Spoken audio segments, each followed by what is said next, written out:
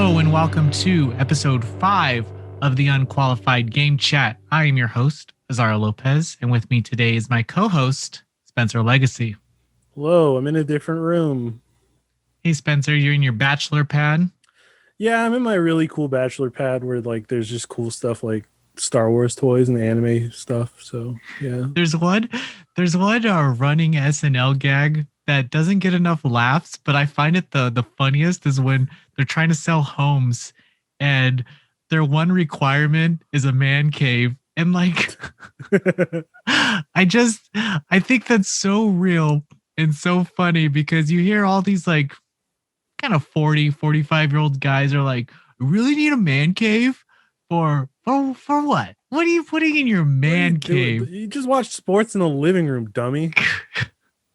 So I just find like cliches like man cave kind of funny. It's pretty inherently funny, I will say. Yeah, I think the name is hilarious. But anyway, enough about that.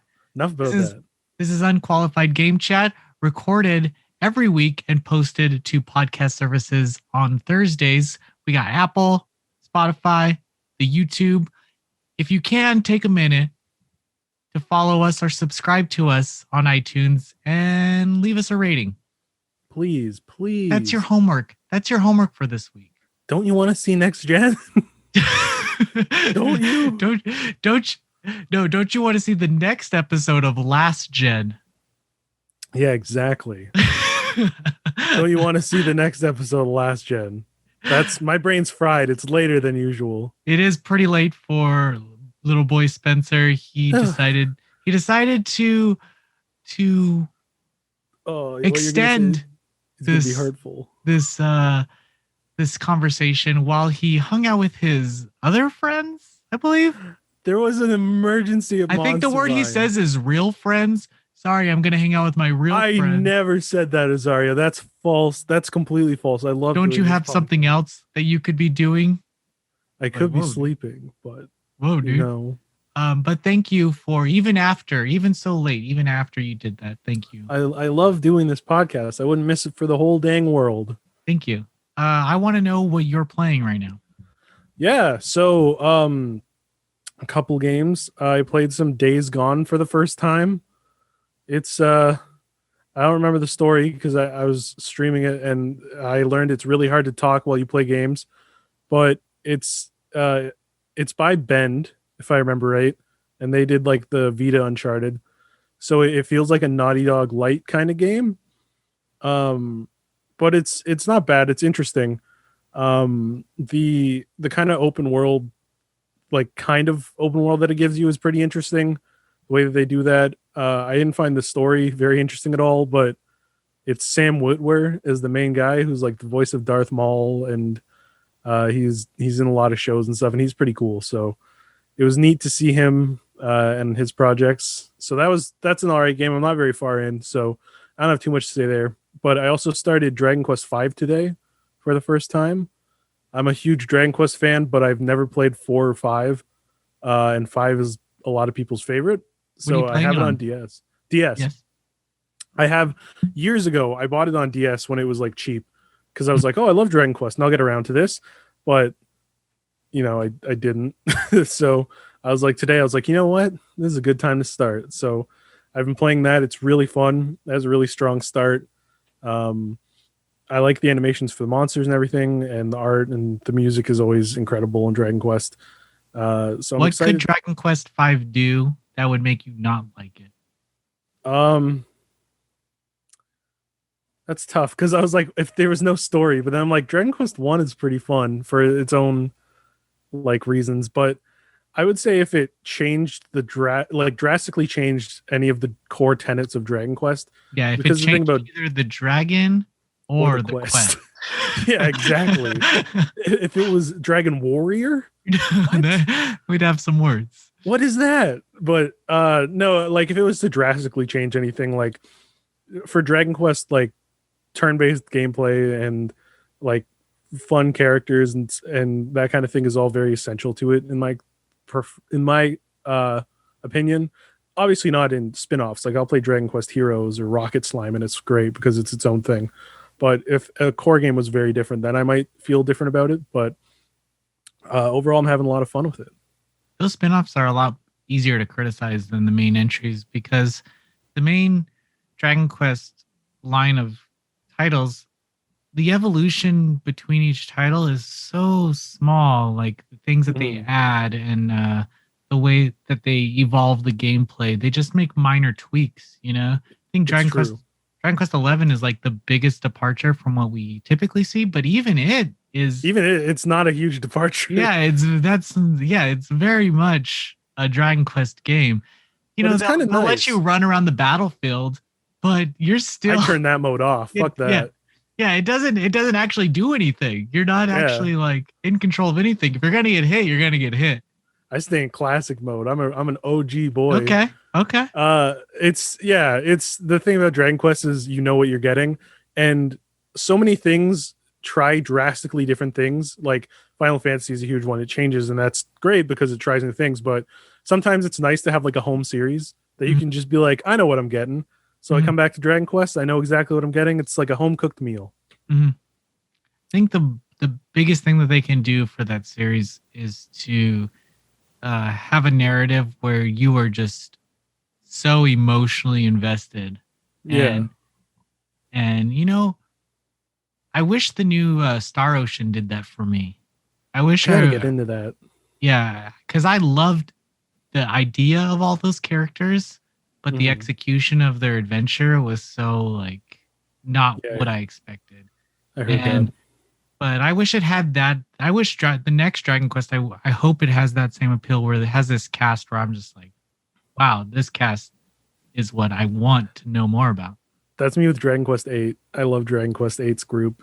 It's so charming.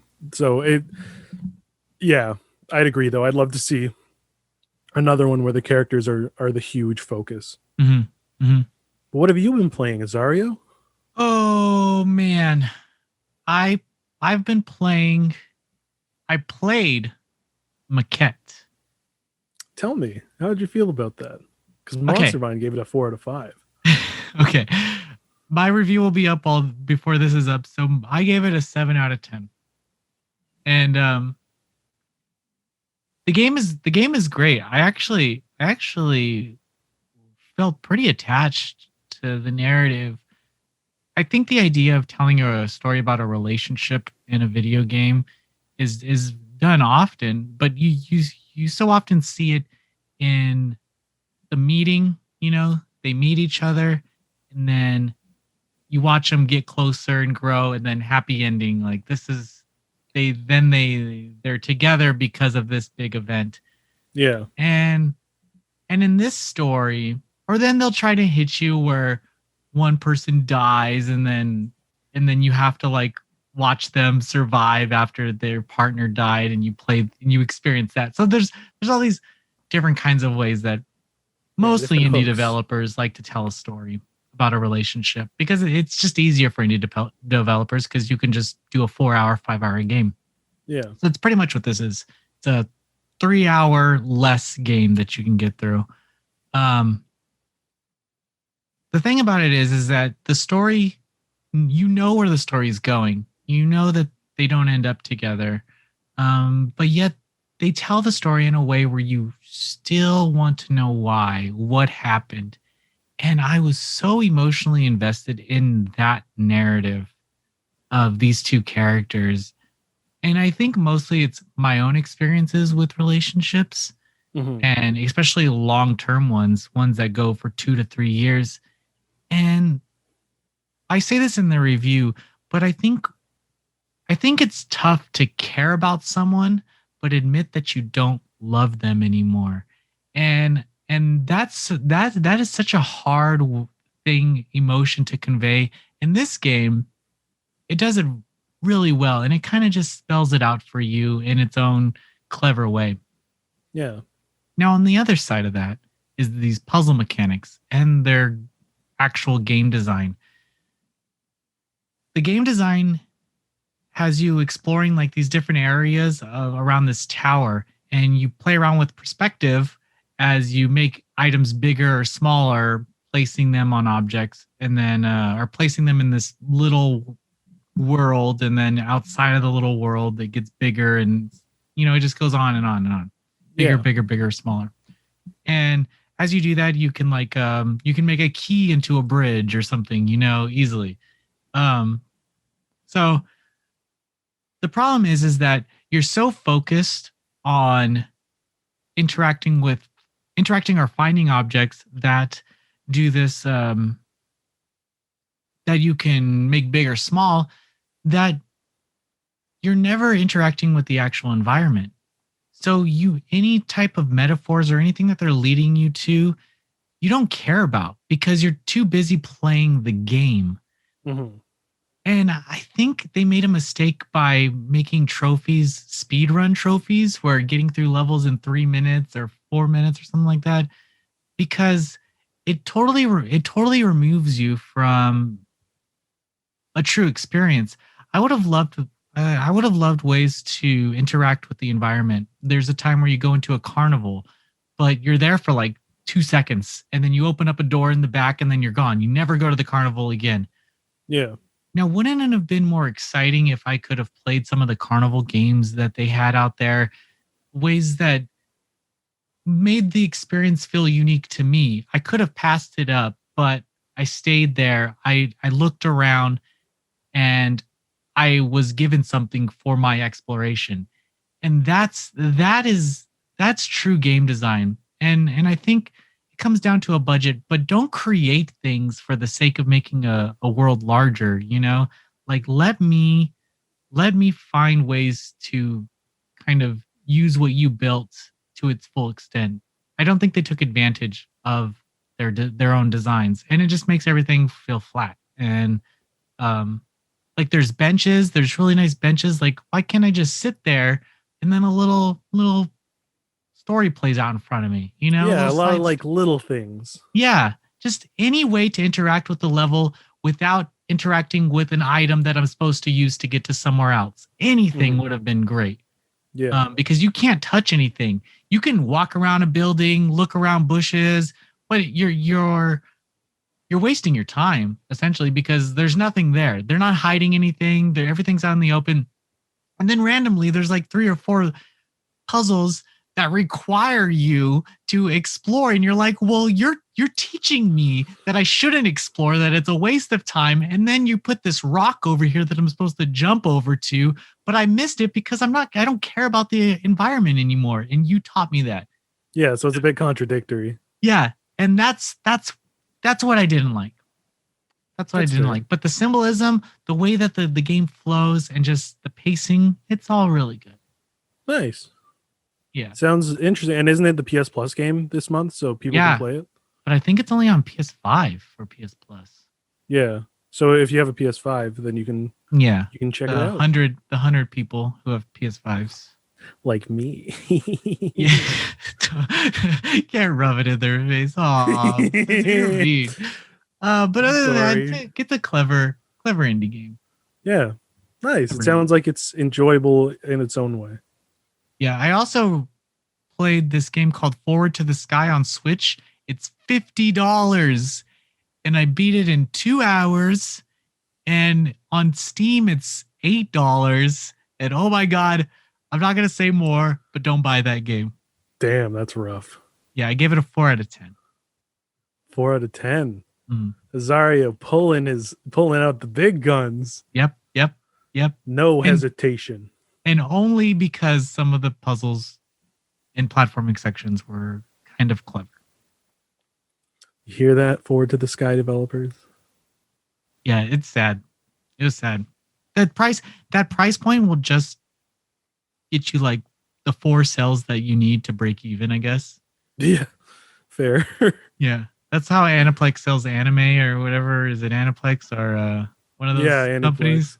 Yeah, Aniplex. Yeah, they'll price everything at $250, and it's like, all we need to do is sell 6 of these, and we made our money. So, oh man, when anime DVDs were like $60 for 4 episodes, those days.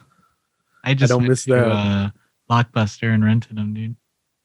My Blockbuster had like no anime, none. It sucked. All they had was Yu-Gi-Oh, and I already saw Yu-Gi-Oh. Yeah, well, you probably watched it when it aired, so I did, and I watched it again because that's all they had. The Kaiba one, right? It was like Kaiba and Yugi. Yeah, Kaiba, Yugi, Joey. What's the Pegasus, Merrick. Oh, I know them all. See, I'm a You know nerd, them dude. all. You're a real I'm weeb. a fucking nerd, dude. Hell yeah, brother. I'm one of you. You're one of us. One of us. um, I'm gonna transfer over into our discussion this week, and just to set it up, people are saying Bravely Default 2 is difficult, and in the big scheme of things, JRPGs in general, I guess, are difficult. But in many games today, you have easy modes, and you have things like, I don't know, Square Enix will put in an old game where you could just heal yourself with the press of a button. Yeah, like the features in the Final Fantasy 7, 8, 9, where you can have full MP or full limit or heal yourself. Yeah, and with this game, I hear that the easy mode is not, or the casual mode is not as casual as people expected, where the game was still hard. And I want to pick your brain on the difficulty of JRPGs and how you feel about today's difficulty settings and kind of how that reflects what you went through with older JRPGs. Yeah. So I'm of a mixed mind on this because JRPGs are typically as hard as you are patient or impatient. So like you can grind, which isn't always the best thing because not everyone likes running around the first town and fighting a bunch of enemies and then going to the end and over. But like, I don't know. Growing up, I played Pokemon and Dragon Quest and Final Fantasy, and they all had challenging parts to them. But I think that was part of the experience. Like everyone who played Pokemon Gold could relate to how hard Whitney was with her Miltank. It was like a bonding experience. Yes. And you felt so tough when you beat it. You were like, I am a Pokemon master now. Even though this is like my third badge, I'm a master. So in a way, I think the difficulty shapes an experience if it's the way that it was intended to be made. So it's something that I can respect. But on the other hand, I understand wanting more accessibility for people who might be newer to JRPGs or who want the story, because stories are a lot of times the reason that you go to a JRPG, but they're not equipped to handle the gameplay. So while I can understand both sides, I do think that difficulty isn't necessarily a bad thing. And I'm not saying like get good or give up, but there's a lot to be gained from, like, Shin Megami Tensei is really hard in my experience, but you learn the game and it becomes less hard and you feel accomplished for getting through it. And I think that's an important thing to JRPGs, is like your own personal experience with each one. So I think that a certain amount of difficulty is a good thing, but at the same time, I don't want to exclude people. So it's a tough balance, but I do think that a certain amount of difficulty helps shape an experience to be more personal. So I am not against difficulty personally. Yeah, I agree with you. The growing up, you had games like Final Fantasy VII, and man, even like Brave Fencer Musashi.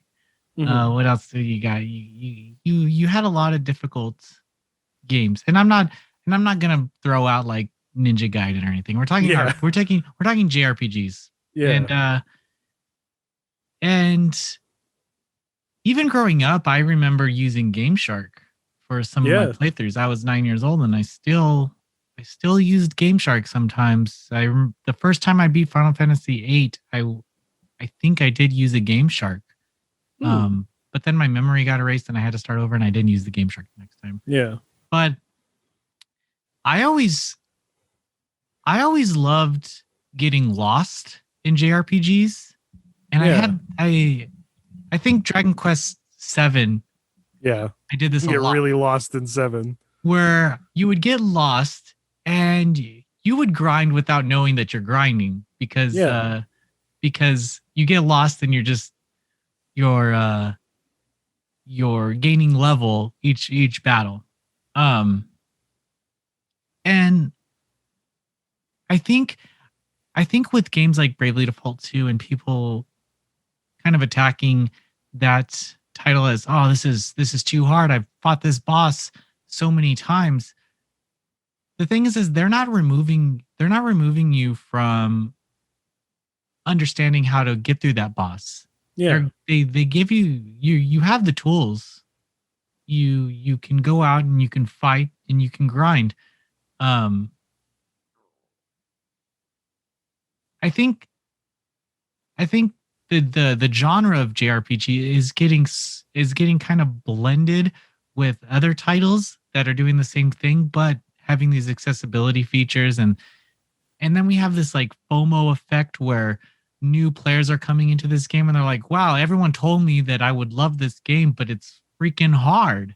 Yeah. When I played this other game and it was super easy. And it's like, well, you actually need to experience how this genre is actually enjoyed and what. I mean, you don't go to a punk rock show looking for rap music. You gotta adjust your likes. And the fact that there is also a difficulty meter, I think that was included in a lot of the Tales games too, where if you were dying on a boss a lot, you can just switch the difficulty to easy real quick, fight the boss, and then raise it back up again and not really lose anything of it. But I think, again, yeah, what you said, I like the option, but I think we need to be more forgiving of developers who want to test players and want to create this experience with your party, because that's what it is. It's you making these memories with your party, and yeah, you're just level grinding, but through those level grindings, you're learning new abilities. Since there's a job class system, you're actually creating a unique character to your playthrough through these job classes. And I think that is the whole experience, removing something like that and making it way too easy for someone. I don't know. I think it really comes down to like the creator's vision. If they want this difficulty because they want the experience that'll give you, I think that should be honored. Like, I think easy mode and stuff is fine for the more accessibility reasons, but I still think that someone's vision should be honored because that's what they're trying to make. So it's a tough situation. Yeah, I don't want to be mean to people who want to experience a JRPG story or play it at least, but they don't have the skill to understand the battle system or the time, I guess, because it is a time investment. And I think that's where we get to the Switch, just you could take it on the go with you. You can play it in your bed for a couple hours. You don't need to beat the game right away. Take some weeks with it. I think we're always looking forward to the next release, That's true. Like we're always like, true. Whereas like, okay, Bravely Default 2's here. What's next? Just slow down. Yeah. Slow down. Take your time. Experience the game. Let the game take it in. Play the side quests. Yeah. Understand the characters. Invest in it. Because honestly, like, I wish I had that opportunity. I review so many games that it's hard to just sit down and play a game that I've wanted to play. I'm playing PSP games because I just need to decompress and like play some, but even then I can only play for like 30 minutes before bed. But that's my time to just play something that I wouldn't normally play. So if you have a couple hours then and you want to experience JRPG, there are ways to level grind. You can just fight the same monster over and over and over again, and maybe it get a little boring. I don't know. I don't get bored. I don't either. I like for level grinding, it's like I'll just throw on like a video essay or like a podcast, and it's like I'll just do it on the side, and it's its own little experience. Yeah, I'll usually put on anime too. I'll watch a few episodes of anime, or I don't know. Yeah, level. It gets to a point where because now you have the features where you can speed up time too. We didn't used to have that. I remember exactly. emulators of like Final Fantasy VI and just speeding up time and then level grinding, and because there's always that well or like that stream in the first dungeon where it heals you automatically. Yeah. So you speed up 10x and just fight, heal, fight, heal. Yeah. You always, whether it's like a well or the first inn, you're like, okay. Like even today when I was playing Dragon Quest V, I was like, oh, okay. Guess it's time to do my early game level up. Run around fighting enemies. Oh, I got enough gold to go to the inn, and I got more experience. Time to go get some equipment, take a nap, go back to grinding. Grind until you have more gold and more experience. Go back to taking a nap. Oh, cool. I'm level 8. Should be good to go now. It's its own part of the game. I did that with the collection of Saga that I recently reviewed. I just played. I just level grinded. Oh my god, because that game can be pretty hard. That can be a very challenging game. If you're not prepared, especially if you're not prepared with the proper party, man, that game is I want you all to play that game, just to know that like the cryptic shit that we had to put up with. Yeah. This is why we needed cheat websites. Yeah, this is definitely why. Yeah, the Saga in general is not a very forgiving game if you screw up for too long. But do you have any tips for people? I guess one of them would be to watch something while you're level grinding. Yeah, look up how you should level grind. Like in Dragon Quest, metal slimes give you tons of experience. So it's like fans of the series know that you find the nearest metal slime area. So look up whether that game has like things that veterans, like people on GameFAQs who played the game 100 times, they typically love sharing that kind of info. They're like, oh, I'm excited that you're playing this game. Here's where you go. So look up where you should level grind, how to do it. Look up like how to get ahead in the game, and then just watch some stuff or listen to something and just kind of grind away. And then even if you grind too much, like if you're not someone who enjoys like the strategic part of an RPG and you want the story, but you can't fast forward or anything, just level grind until you're too strong, and then you can walk through the rest of the game because you just spent some time doing that. Have some really cool characters. I always did a good rule of thumb that I have to buy every weapon at every new town. And if I could afford every weapon, then I'm probably in the best shape. I'm probably leveled up enough. Yeah, if I can afford it, then I should be good. Yeah. But I don't know. I honestly, like even with Final Fantasy VII Remake, I didn't have to level grind at all. No, not at all.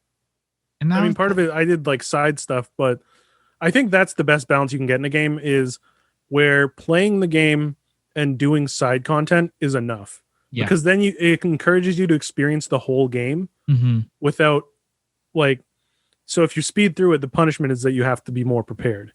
But if you're trying to experience the full game, then it's like, sure, you've done your stuff. Like, go ahead. I think that's the best balance you can find. Yeah. I think Final Fantasy VII Remake does a great job at it. Yeah, I'd agree. But other than that, do you have any other comments on difficulty in video game or JRPGs specifically? I don't think so. Just challenge yourself. Like sometimes it's fun to try something really hard. Like I'm bad at Souls games, but I played Demon Souls, and I was like, after I kind of got over the hump of like, oh, I'm not good at this. This is hard. I was like having fun even though I was dying, and I was like, oh, I got close. So from firsthand experience, I recommend challenging yourself because it's really interesting what you learn when you play through a game like that. Yeah, I think that challenge only creates really fun memories growing up. Yeah. Like I can sit here and tell you the hours that I spent playing Saga Frontier 2, you know, and just like getting through that game. I didn't have a memory card for the longest time either, so I had to. Yeah, I remember that. I had to play the beginnings of a few games a lot of times, over and over. Yeah, but I think I think it did. I think it's a part of the experience, and I think if games today are giving you that, then take them in because they do. You know, you don't have to be the best. You don't have to do everything in style like you see people online doing. Just take your own pace and make your own experiences. Yeah. Don't let anything be too hard for you. Don't let that game control you, you know? You're a human. Show who's boss. Yeah, you're a fucking human being. You're above this game. I believe in all of you. I do too. We both do. We both believe in you. So if you find something challenging, keep trying. Keep go for that chicken. God, but okay, yeah, that too. That was good. Well, thank you so much for listening to episode 5, and have a great week. Have a great night, everybody. Bye.